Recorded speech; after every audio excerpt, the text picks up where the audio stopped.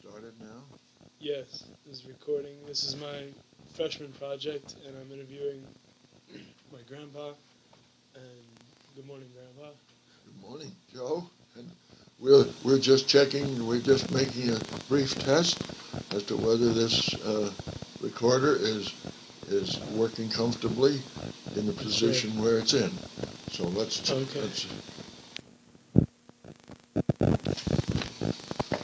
And we're starting. So, should I start with the first question? All right, fine. All right. So, what places did you travel to as a child, Grandpa? Well, let's just to clarify first. I was born and raised in New York City on West 74th Street in Manhattan, and that's between Central Park and the Hudson River in the West 70s, near Lincoln Center, near the present Lincoln Center, which of course was built many years after I lived in that area. As a child, we had really several travels in the United States. We visited the Adirondacks. We'll talk some more about summer camp in the Adirondacks. Uh, we visited Eastern Canada when we got a car, but I guess I'm ahead of myself because that would be when I was already 18 years old. As a child, the main travels that I remember are two trips that we made, the family, myself and my sister Moira with my mother and father, to Europe. One was in 1926, and we visited several countries in Europe. And the second one was in 1930, when we went to North Africa. We visited Algeria and Tunis, visited the ancient site of Carthage, as well. All of this was by vessel, by ship, from one port to another. And then we traveled through Europe by train, both in 1926 and in 1930. In Rome, Venice, Paris, London, and in 1926 we went to Ireland, visited the home places of places where the ancestors of my mother came from in Ireland, and we did at that time visit the specific part of Ireland where my father's family came from. But we did. Those were the very interesting travels that I can remember, and we'll talk more about the Adirondacks in New England later on in the conversation. All right. That's okay. So, out of all those travels as a child, which one was your favorite? Well, the opportunity to visit Rome twice, was great. In 1926, we had I don't remember much of the detail of it, but we had an audience with Pope Pius XII. Pope Pius XI, in Cardinal, known as Cardinal Pacelli. It formerly had been known as Cardinal Pacelli.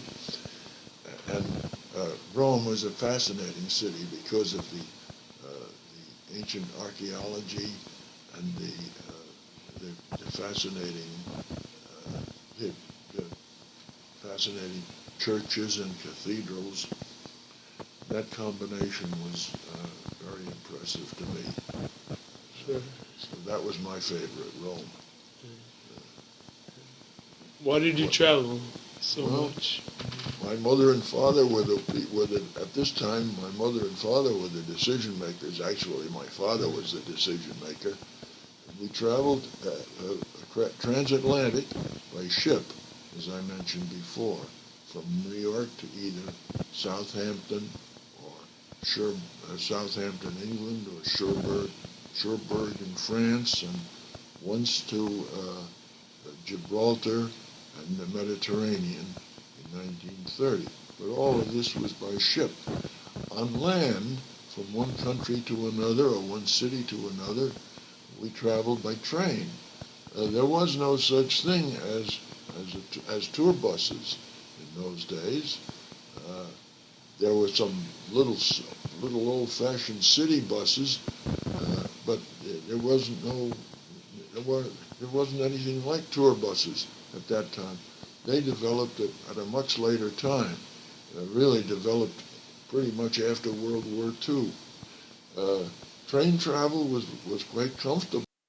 Uh, some of it was overnight sleepers in compartments, and most of it was day trips from one city to another in what we would call Pullman cars with compartments. And there are 6 or 8 people would be sitting in a compartment. And our family would be joining another family who was on the tour in a compartment, traveling around from one city to another. And of course, there were taxi cabs and local buses to get us from the train stations to and from the train stations and the hotels. We stayed in downtown hotels in most of the locations. Okay? What was it like traveling so much as a child, whereas most children at that time didn't? Well, it was a great experience, but it didn't. So it provided not only views of new places, but of new friends, because we traveled with groups of travelers, and we made some friendships on those trips that lasted a long time afterwards. A family named McCormick in Newark, and a family named Masson who lived in Hollywood, in the Los Angeles area, and we kept in touch with them until well after World War II. So that's what it was like. Next question. What have your forms of education been through your life? Interestingly enough, I've never been to public school. Wow. I was taught at home when I was a boy until the 5th grade. I had my grandfather who lived with us, did some of the teaching. He was mostly interested in music, but he helped me a good deal. And we had a great aunt, my mother's aunt, who was in her 80s, and she lived at home. And she, a lot of the time she spent as sort of well, you don't call her a nursemaid, but an older companion, and she taught me the basics of reading and writing. So when I first started in a private school, the La Salle Institute, which was just a block away from our house on 74th Street, I started in the 5th grade. And it was a small school, and I went to the 5th, 6th, and the 7th and 8th grades were in the same room taught by a teacher. So I ended up doing the 7th and 8th grades in 1 year, and that's how I came to be quite young when I went into high school. High school was also De La Salle Institute, run by what we call the French Christian Brothers. They're founded by St. John Baptist de La Salle.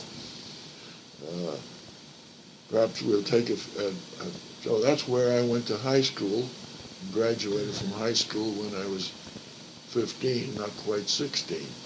So we take a moment now, and let's turn the recorder off for just a few moments. We take a couple of breaths. Yes, we were talking a moment ago about high school. And high school was uneventful, and I went to, after I got through with high school, living at home and going very nearby to high school. I went to Fordham to college, and I was young when I went into college because I graduated from Fordham when I was not quite 20. But education was fun as far as I was concerned. I enjoyed the years at college. I didn't do too well in the first couple of years, and well, I did well enough to graduate from college. That was in 1937. Now let's go back, and you have another question about growing up. Yeah, how did you and Aunt Moira get along with each other as brother and sisters? No, we're very different. We're quite different personalities. She was, what do they call it? She was much more relaxed than I was, and sometimes we'd get into arguments at home, but for the most part we lived comfortably. We in a big house, so since we were in a big brownstone house, we always could find places to be separate if we didn't want to agree to be together. That brownstone house, by the way, had 5 stories and a basement on West 74th Street.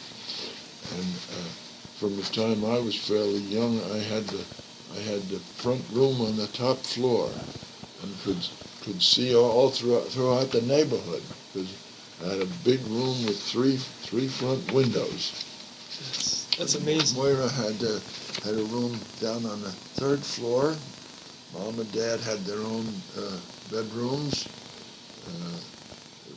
and my dad's office was on the 1st floor, which was a parlor floor. Then there was still a basement and a cellar under that. A basement and a cellar. Wow. So I haven't described it very clearly, but it was a big house, even though it was only 20 feet wide, attached to other houses on the block. But it was deep. It was 75 feet deep, and the house was 75 feet deep. Wow. And the 4 stories and the basement and cellar. Okay.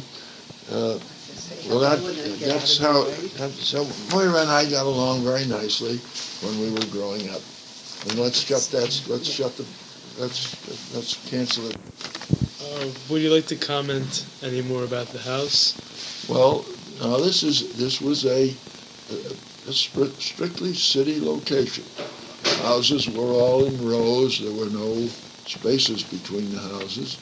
This was on a side street, 74th Street, on the west side of Manhattan. The Hudson River was 3 blocks away, and Riverside Park, and in the other direction, Central Park was just a little over a block away. So that we used those a good deal for recreation, but there also were stickball games in the street, and for the baseball we went to Riverside Park or someplace like that, and we'd also play stoop ball. On the stoop ball, there were long straight stoops, 15 steps up above, and you'd throw the ball from the street toward the stoop, and then it would bounce in different ways, and you'd try to catch it. Sometimes it would bounce down, and sometimes it would bounce up because of the straight stoop. The lady next door had a big stoop that was 15 steps long, and she wasn't too happy about it, but every once in a while we'd play stoop ball in front of the house. You could play one person alone or a couple of people, one throwing and one catching, and that kind of thing. So those were the main outdoor activities when we were growing up. You want to? I really like pause those stories. It's very, very different from the kind of suburban location that we've been used to for the past many years. Yeah. I'd like to talk a little bit more about college and before we get into World War II, although Sure. College I was day hopping to college on the subway, and there wasn't a lot. I didn't participate in a lot of social activity. Uh,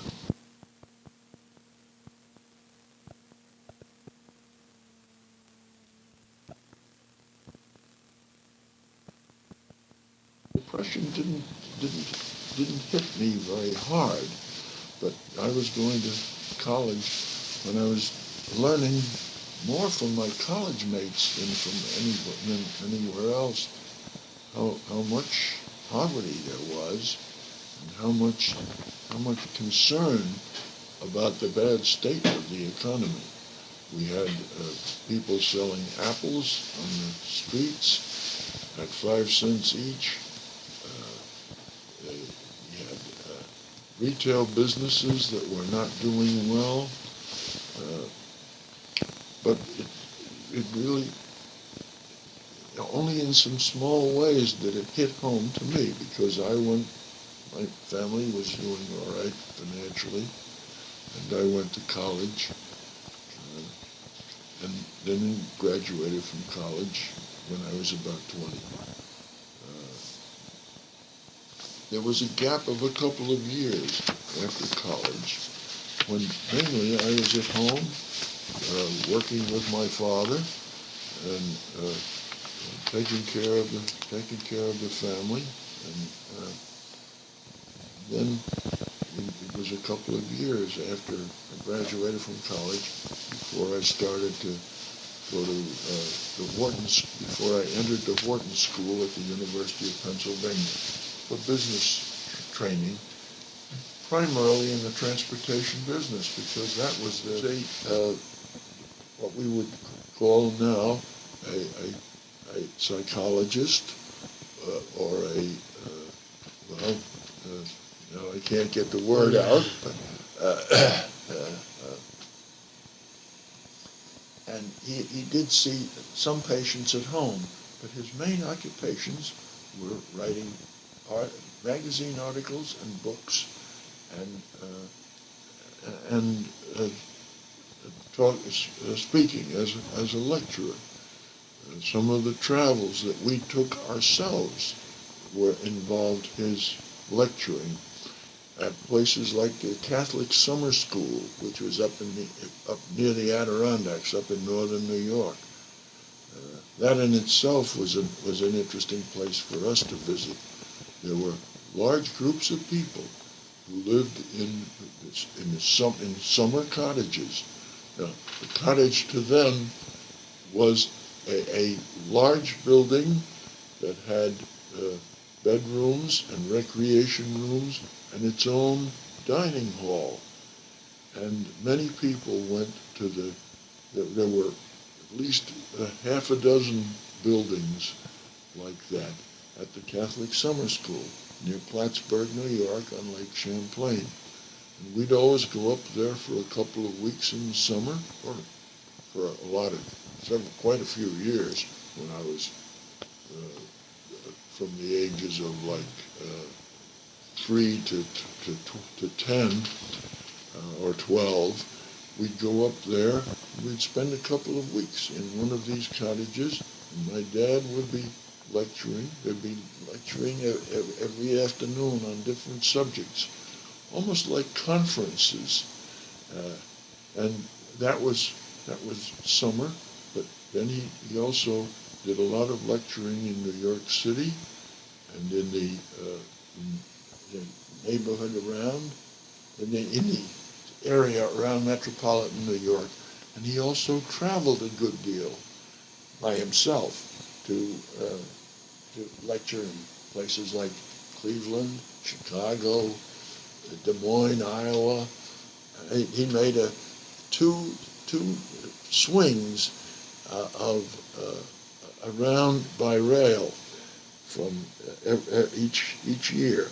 He'd be gone for a couple of weeks and give lectures in various cities on the subjects that I mentioned.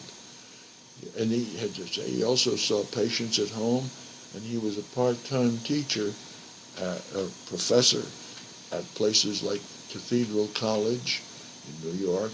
That was the training place for priests, for seminarians, and he taught at Chestnut Hill College in Philadelphia every Monday during the school year.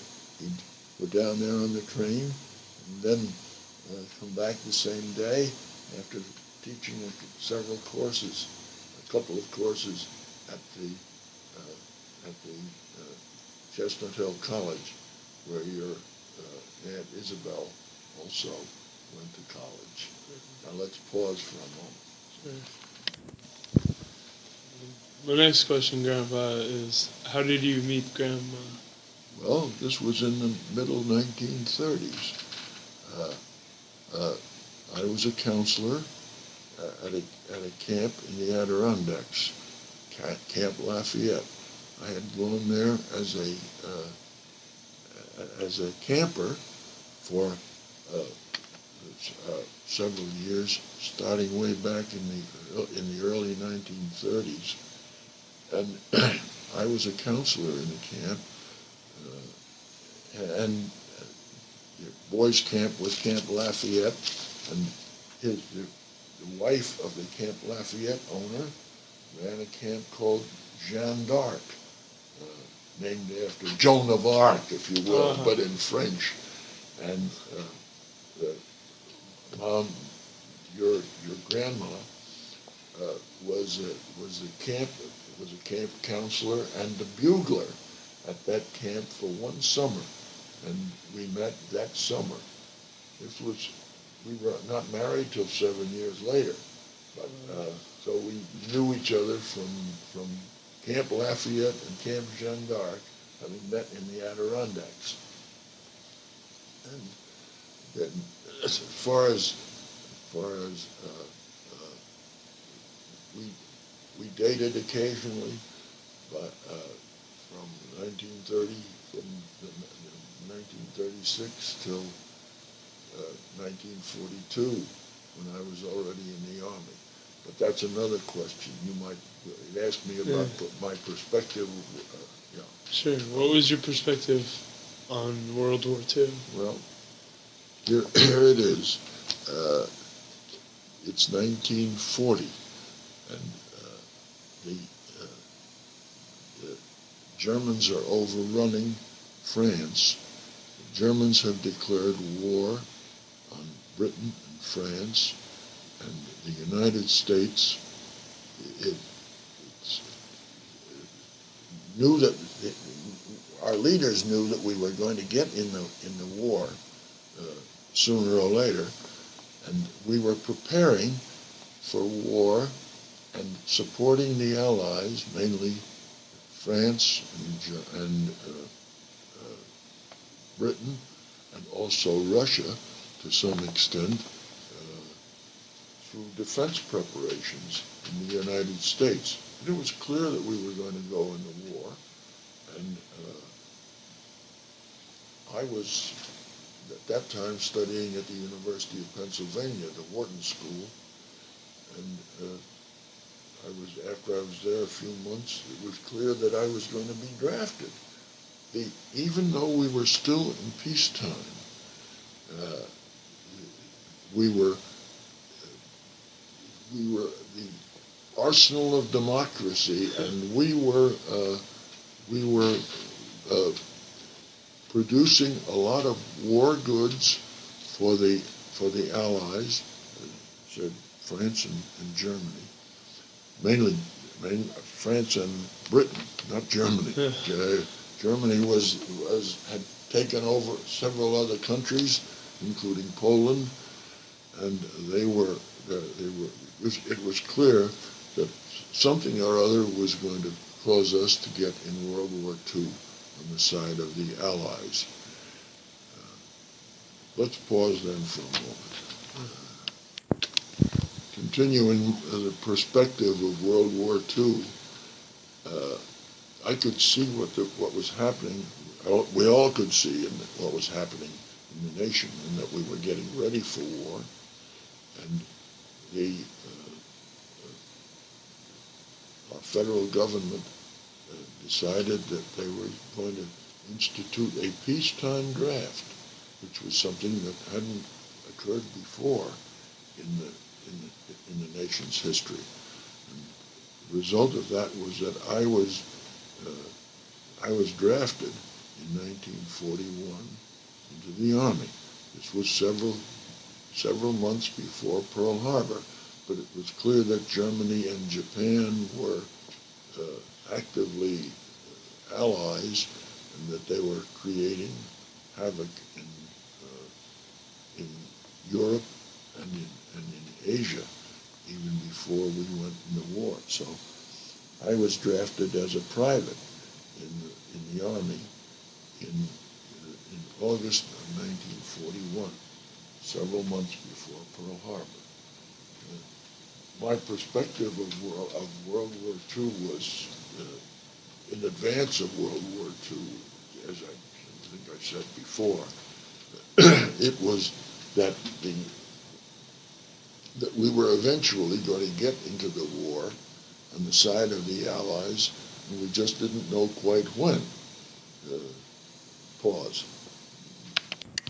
Grandpa, what are some times or some stories from the war that you remember?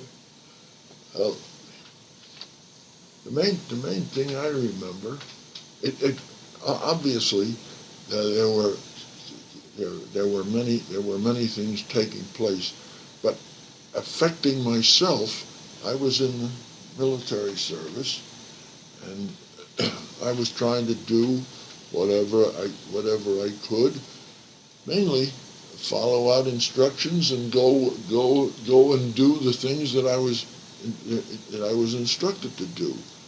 I was drafted in August of 1941. I was in the infantry I was in an infantry training center in Camp Wheeler, Georgia, right outside of Macon, Georgia, when World War II started, when Pearl Harbor took place. I was in the library studying Army regulations on Sunday afternoon at this camp when word of Pearl Harbor came. That changed the whole world situation, or the whole national situation. But it didn't change mine much, except that the Army was tremendously expanding starting immediately after Pearl Harbor, and they had a need for all kinds of different military people in so-called leadership capacities. So I was sent to officer candidate school. My policy, my own personal policy, was if there's an opportunity for advancement or for more help by volunteering, volunteer for it. Once I was drafted in service, I tried to get into the Army Air Corps, but my eyes weren't good enough. Then since I had been transferred from the infantry into the Signal Corps station down in Tampa, Florida, an early radar training installation. And I was there. I didn't know anything about radar, but I was a company clerk, and I volunteered I volunteered for officer candidate school, and then I was sent to Fort Monmouth in May of 1942, and well, let me pause again for a minute. Please continue with World War II stories. Okay. I graduated from officer candidate school. This This is my perspective. Then I'll back up a little and talk about the world perspective a little bit. A little bit my perspective. I graduated from Officer Candidate School in 1942. Lo and behold, I was self-sufficient. I was getting a salary, and I immediately proposed to Mom, and we were married 2 months to Grandma, and immediately we were married 2 months later in October of 1942. At that time, I was stationed at Fort Monmouth in New Jersey, 50 miles from home. We spent most of our first year together in Red Bank, New Jersey, which is right outside of Fort Monmouth. I was assigned as a teacher in the trainer in the officer candidate school, teaching people who knew more about it, some of whom knew more about it, Army administration than I did. But I had been a company clerk, so I knew something about Army administration, and I was teaching people about daily reports and payrolls and other things, all of which now had to be done by hand because this was in the days before computers. So we lived in Red Bank for a year. Then we moved to Indiana. These are places where I was assigned. I was assigned with a Signal Construction Battalion as the adjutant, which is the administrative officer for the commanding officer in a battalion whose mission was to be trained to build telephone pole lines. We built telephone pole lines in Tennessee while we were on maneuvers in Tennessee, and I left Mom behind in Columbus, Indiana, when the battalion left for Tennessee maneuvers. We built telephone pole lines there. In the meantime, your Aunt Isabel,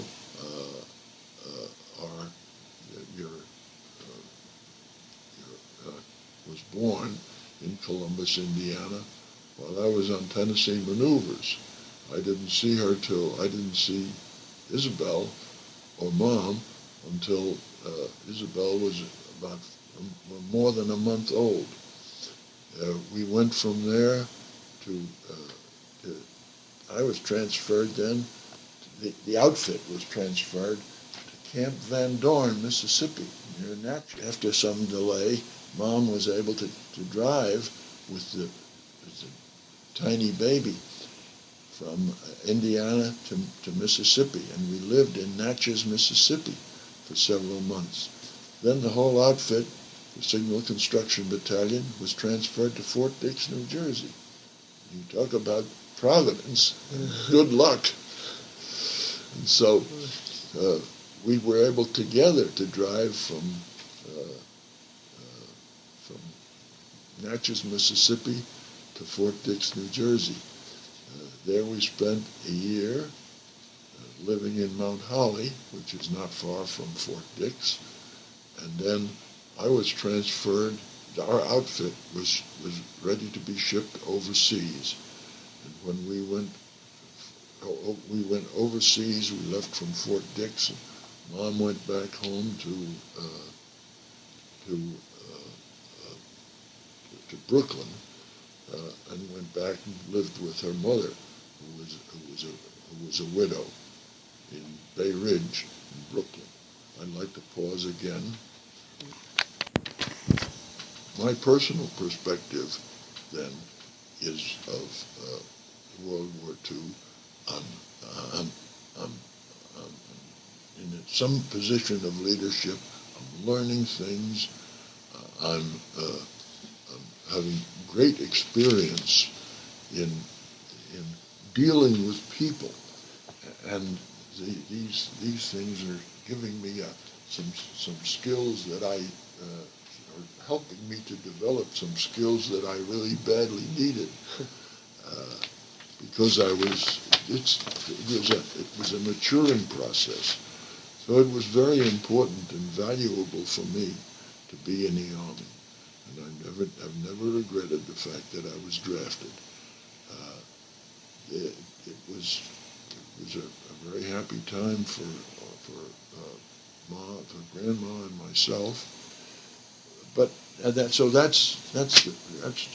the picture of personal. As far as our perspective on World War II it was affecting us, but not in any very unfavorable ways. We were having an opportunity to live together and happily. But the world was going on around us. It was almost as though we were insulated from it to some extent. The bad news was coming in 1942, starting with Pearl Harbor and with the troubles that we had and the losses of life that we had in the South Pacific, and then in England, on the invasion of England in 1944,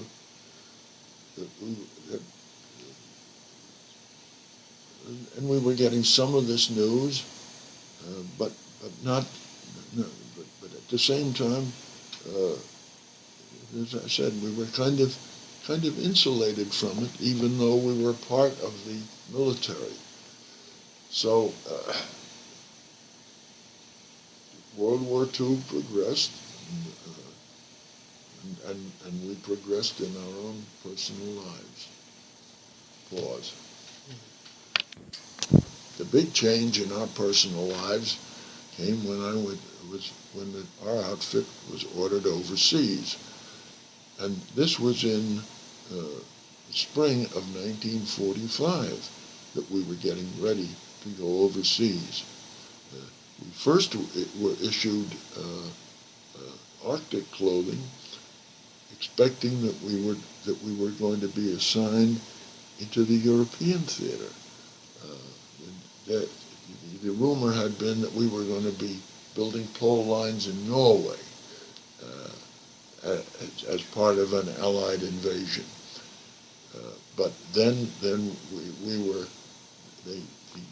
Arctic equipment was taken away or was turned in, and we got tropical equipment, and we left Fort Dix ready to do a job of telephone pole line construction overseas in June of 1945.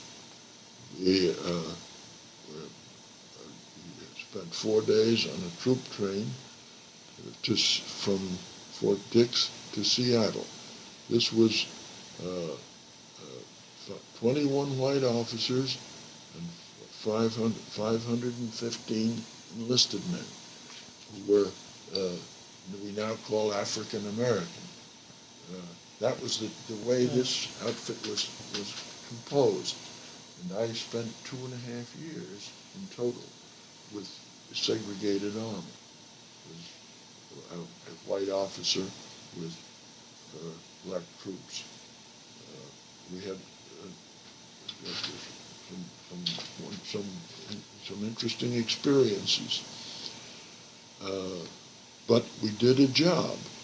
And when we got to Okinawa, which was our destination, after we were on the troop ship for just about 30 days. When we got to Okinawa, in effect, the war was over.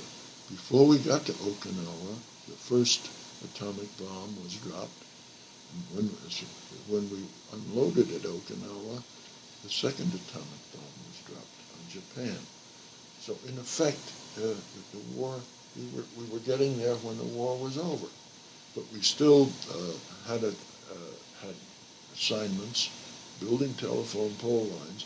I never knew myself anything about building telephone pole lines because I was the administrative officer for the group to make sure that we got fed and paid and then uh, that the supplies arrived on time, or that we try to get the supplies to arrive on time. But we were in Okinawa for about 6 months. And the outfit was still there when I had I had been in service 4.5 years, so I was one of the early ones after World War II to be transferred back to the States and discharged.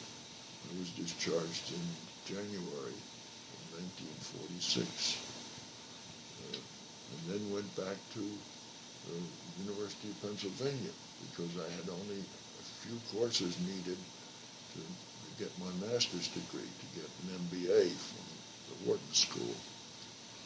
We lived in Philadelphia then, or in a suburb of Philadelphia, in a three-room house attached in a row of houses, a three-room house, kitchen, a living room, and one bedroom, with a concrete floor and a coal stove. The coal stove was heating the house as well as cooking. Mom has some stories about that, but they're for another time and place. But I was commuting on a trolley car from a suburb of Philadelphia where this little wartime housing had been built.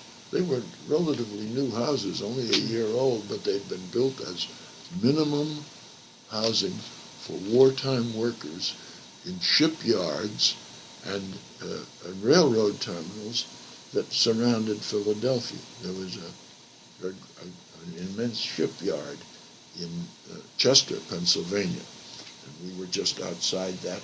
But anyway, with the war over, the shipbuilding industry declined, or tapered off, and we were able to find a place to live in that little community that I spoke about. And I was commuting to the University of Pennsylvania, where I got my master's degree in a couple of months. Then we moved back to New York City, where my mother-in-law, Pauline's mother, was gracious enough to take us, complete with our 2 children, and we lived with her for a while. Let's pause again here. Grandma, what jobs have you worked at, and where were they? Well, transportation, from the time I was a kid, travel, geography fascinated me. And when I went to the Wharton School, part of before World War II, I was to get a business degree, but with a major in the major subject in transportation. So I was looking for, in effect, a first job in the transportation industry right after I got my master's degree, and moved back to New York in the summer of 1946. I had a job as a shipping analyst with the A&P company, located right at Grand Central in New York City. This was a job to visit, to look at the shipping and transport operations of different bakeries around the country. The A&P had a chain of bakeries. They don't have any more. They had a chain of bakeries. And I was visiting bakeries, trying to help them to improve their shipping and transport operations. As though I knew anything about this when I'd only had schooling and no real experience with this. But it was a very fascinating job for about a year. And I learned a great deal on the job. Then I was the next job I had was with Standard Brands, and that was a company in the packaged food business, and they had uh,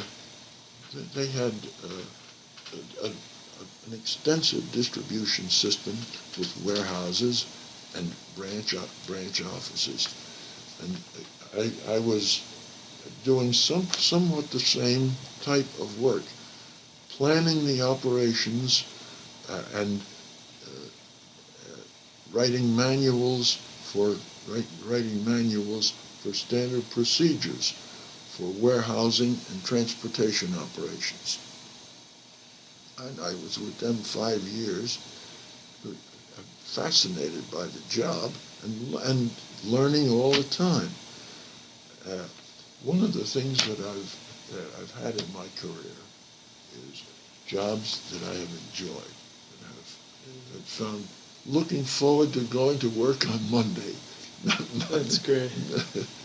And that's well, that's been great. So I was with Standard Brands for 5 years, and was kept my eyes and ears to the ground, and was looking for opportunities, whether they be in the company or outside. I read in the newspaper about a job in New Jersey with the Menon. It turned out it was with the Menon Company, and I became their traffic manager, which meant that I was in charge of handling their. They call it customer service now, but customer service and shipping. The customer service is mainly getting orders from the grocery wholesalers and retailers and shipping to them the products that they needed so that they got there at the time and place that they were needed, and that is at a reasonably economical cost. That's really what a traffic manager does, and he handles the orders and plans the shipments so that they will get to their customer destinations at the proper time and at a reasonable cost. That's the kind of thing that I've been doing in most of my career.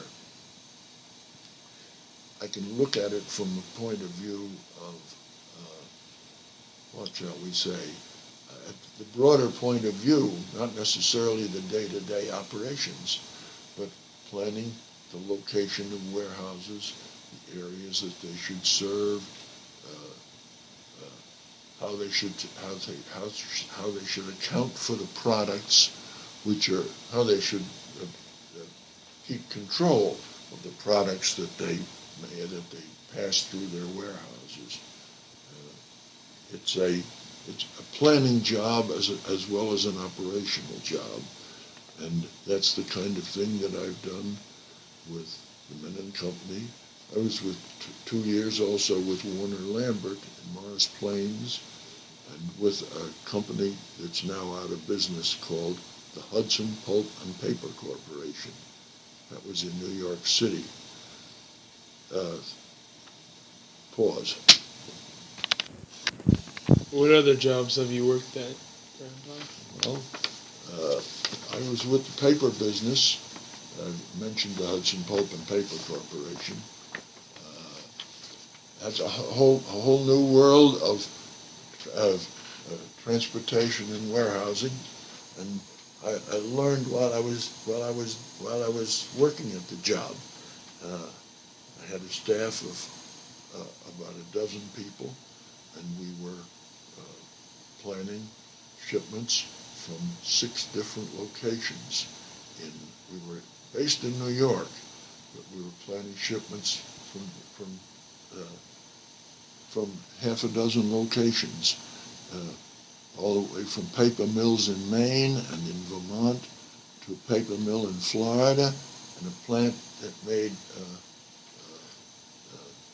multi-wall bags in Pine Bluff, Arkansas.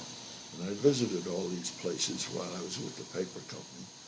and it was a very different business than the consumer products. Consumer products such as Chase and Sanborn coffee and Planters peanuts, which and Menon shaving cream. I was with them for almost 4 years. Then I returned. I was invited back to Standard Brands, where I had been about 10 years before. And I spent the next 20 years of my career, the last 20 years of my career with Standard Brands as a customer service manager and later as director of transportation. Again, planning and arranging shipping and warehousing. I retired from them in 1983, almost 17 years ago. And you asked a question, why did I choose these jobs? Well, because they represented opportunities, because they were in a field that I loved, and that I was lucky enough to find out about the jobs at the right times. All of the jobs that I had were in New York, or based in New York City, except for those that were also in, like the Menon Company was in Morristown, New Jersey. So I never had to move, but I did have to travel. We've lived in the same town for almost 50 years, and that's through 4 different jobs and for 4 different companies and more than 15 years of retirement. But I've traveled mostly around the United States, but also in some foreign countries, and we'll talk about that in a moment. You asked, there's a question on here that says, what were some of your dreams as a child? Did you fulfill any of them? Yeah. Well, I was interested in geography and travel from the time I was a kid, and I fulfilled a lot of those dreams. Yeah. In having one a gloriously happy married life, jobs that I enjoyed, and the opportunity to travel around the country and to some extent around the world in ways that I never dreamed that I'd be able to. Now we're ready to talk about retirement, I guess. Sure. So you said you retired from Standard Brands in 1982? Yes. By this time it had been merged with the National Biscuit Company, and became Nabisco Brands. Oh. So we don't hear about Standard Brands anymore because that's disappeared. Although Nabisco is still a trade name. I actually retired in 1983 from Nabisco, or Nabisco Brands. And retirement has been a joy. You want to ask a question about... what have you enjoyed doing in your retirement? Well, one of the fascinating things was that I had several volunteer assignments in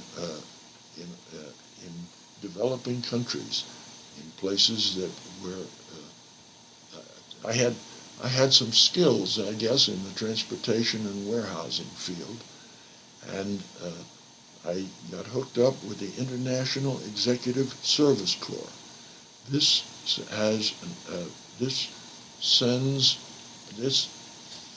works with developing countries, or industries in developing countries, to provide volunteer experienced management people, mostly retirees, to assist the companies or government agencies in developing countries in making their plans and in improving their operations.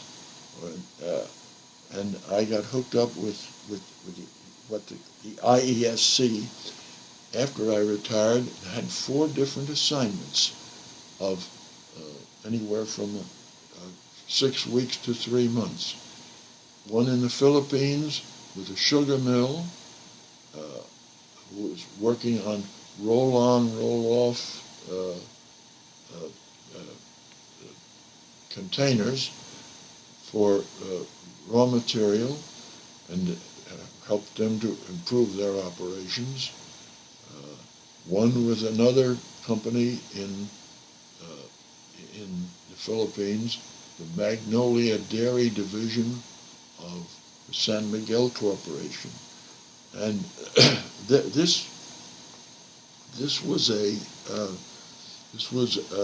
an outfit that was distributing ice cream and dairy products throughout the Philippines, and they were looking at they were reviewing their transport and warehousing methods, and we helped them to set up refrigerated warehouses in a couple of different locations throughout the Philippine Islands. A unique situation because of the fact that they have to use not only truck and rail transport, but they have to distribute to the different islands by means of refrigerated ships. And this was fascinating assignment. Then a couple of years later, I was with the T. Geddes Grant Company in Kingston, Jamaica. They're a large multi-line wholesaler, and they were looking to improve their warehousing operations and to expand their warehouse. And we helped to draw plans for the expanded warehouse and for making some improvements in the layout and design of the warehouse they already had, at the same time that they were planning for an expansion to a larger one. And the other assignment that I had later on was with the Olivine Corporation, which is in Harare, Zimbabwe. They were also a manufacturer. They are a manufacturer of margarine, candles, vegetable oil. They're processors of these things. You wonder about the candles, but the candles is still a big business in a developing country such as Zimbabwe, which is where this was located. I was with them for 2 months, and they were planning a larger consolidated warehouse, and we were helpful to them in developing these plans with good materials, with sound materials handling equipment that would enable them to load and unload trucks efficiently. So those are my jobs in retirement. Those are some of my jobs in retirement. I've also done some volunteer work with, it's entirely different from transportation. Sure. Done some volunteer work with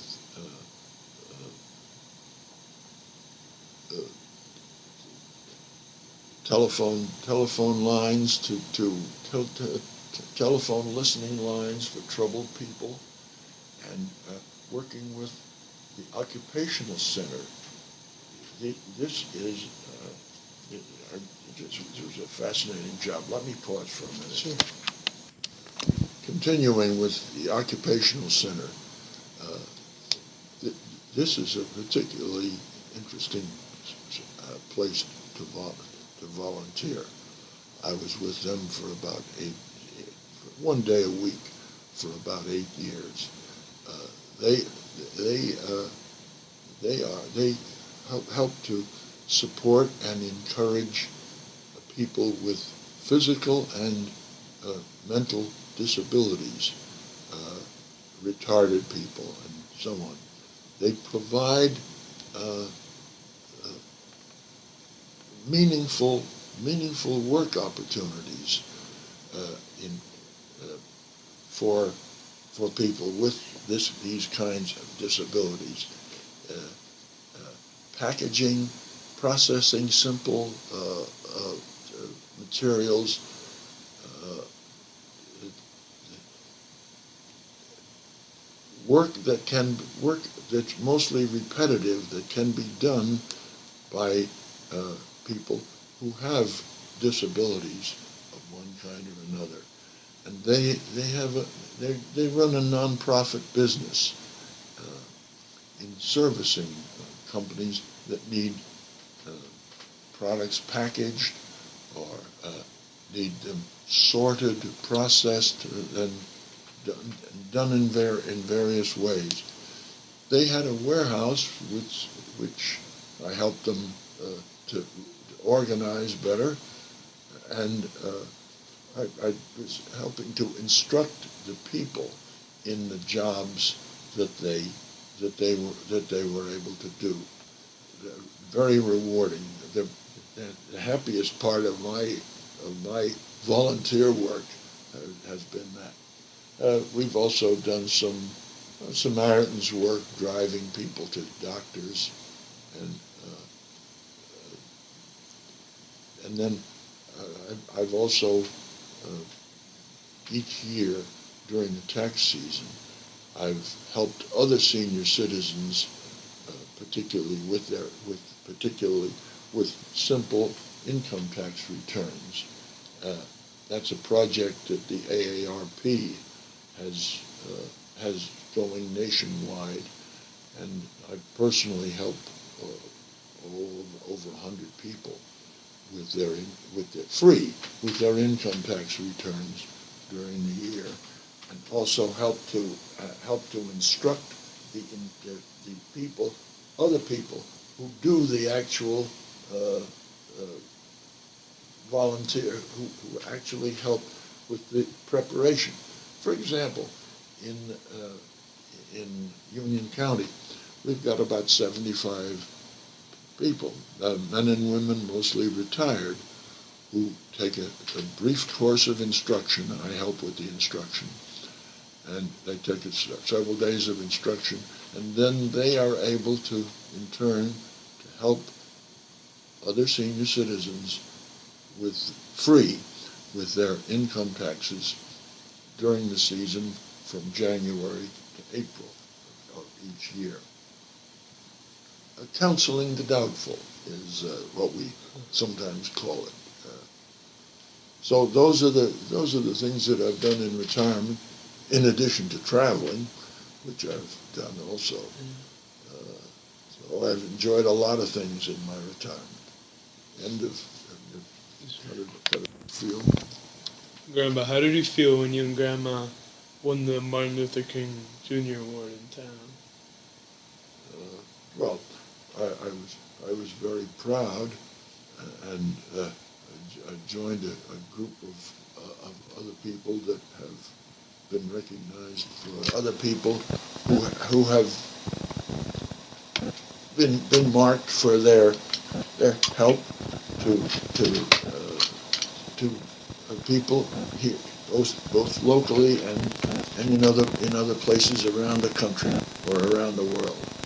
I was complimented, but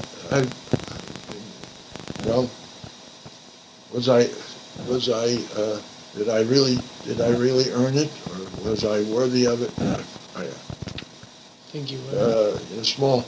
Only in a small way. Let's put it that way. I think you did everything to deserve that award. Okay. How are the areas? Go ahead. Next question. How are the areas where you lived when you were a child different today? Well, New York City is quite different. It's not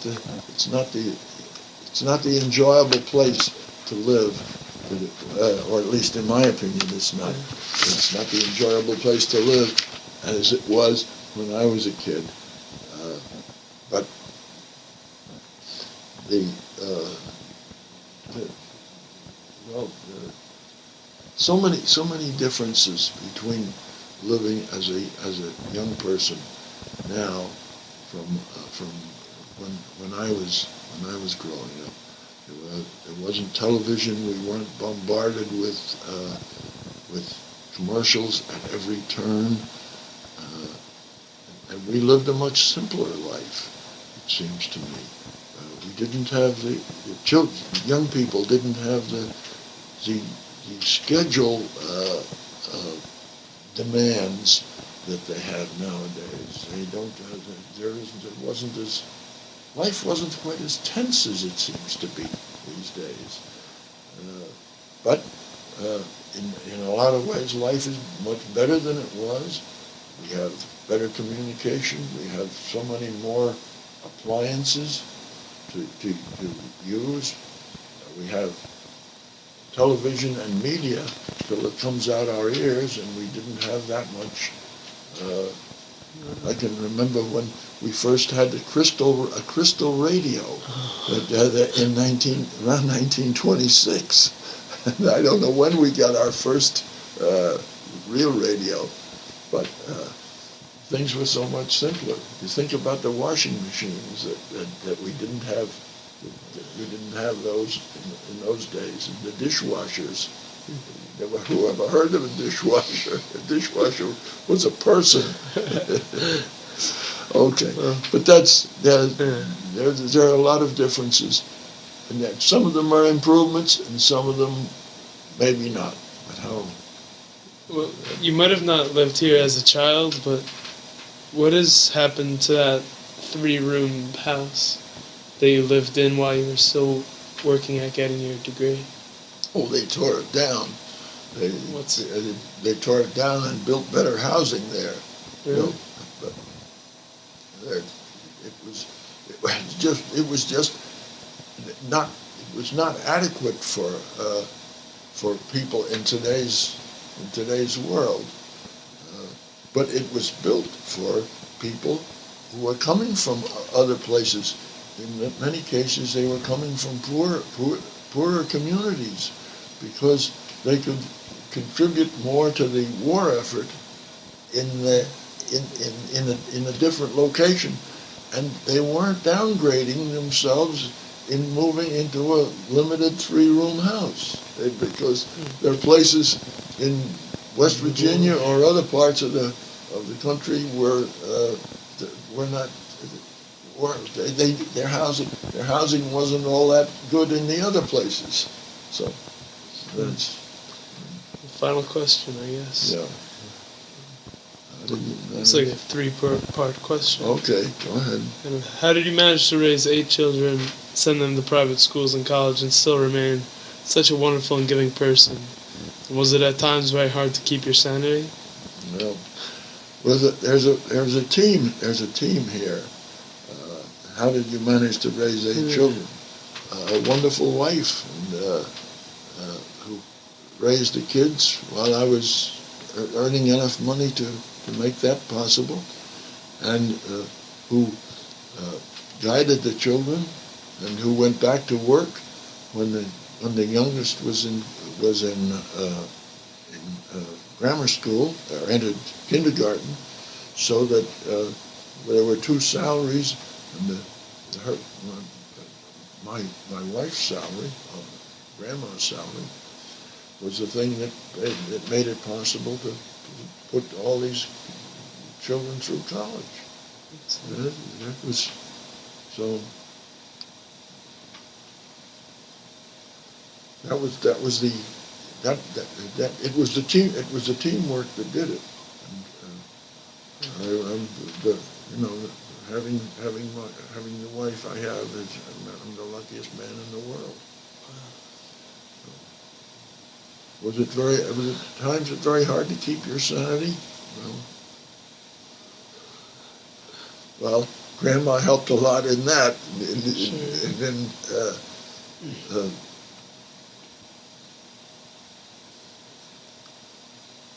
I don't think it was. I think it was between great wife and faith in God and the future. I had some allies in keeping my sanity. Okay. Okay. Thank you very much, Grandpa. It's really been a pleasure. I'm glad I chose this project. Well, okay.